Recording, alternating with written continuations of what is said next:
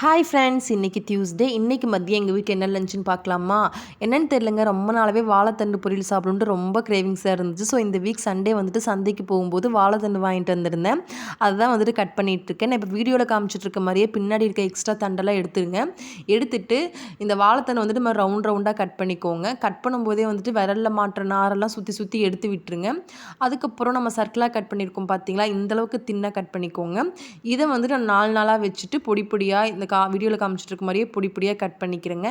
எந்த அளவுக்கு பொடியாக முடியுதோ அந்தளவுக்கு கட் பண்ணிக்கோங்க. கட் பண்ணிவிட்டு கையோடு வந்துட்டு தண்ணியில் ஆட் பண்ணிவிடுங்க.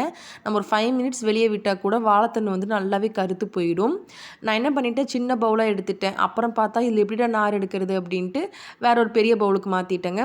ஃபஸ்ட்டு வந்து இந்த ஃபோர்க்கு வச்சு ட்ரை பண்ணேன், எனக்கு நாரே வரல.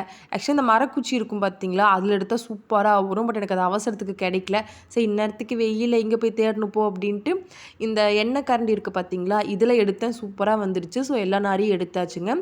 அதுக்கப்புறம் அடுப்பில் வந்துட்டு ஒரு பேன் வச்சு கொஞ்சமாக எண்ணெய், வாழைத்தண்டு பொரியல் வந்துட்டு தேங்காய் எண்ணெயில் செஞ்சு பாருங்கள், ரொம்பவே டேஸ்ட் நல்லாயிருக்கும்.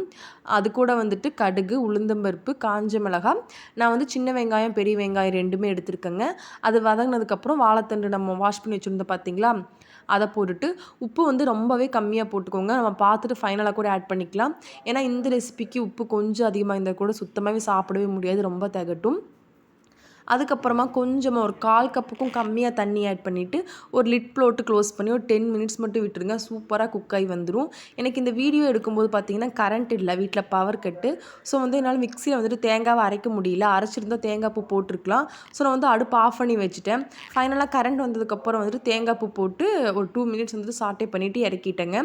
அவ்வளோதான், வாழைத்தண்டு பொரியல் சூப்பராக ரெடி ஆகிடுச்சு பாருங்கள். இன்றைக்கி எங்கள் வீட்டில் லஞ்ச் மெனு இவ்வளோதாங்க. ஒயிட் ரைஸ், அப்புறம் நேற்று வச்ச வெண்டைக்காய் புளிக்குழம்பு, பாயில்டு எக் ப்ளஸ் வாழைத்தண்டு பொரியல். அவ்வளோதான். பாய்.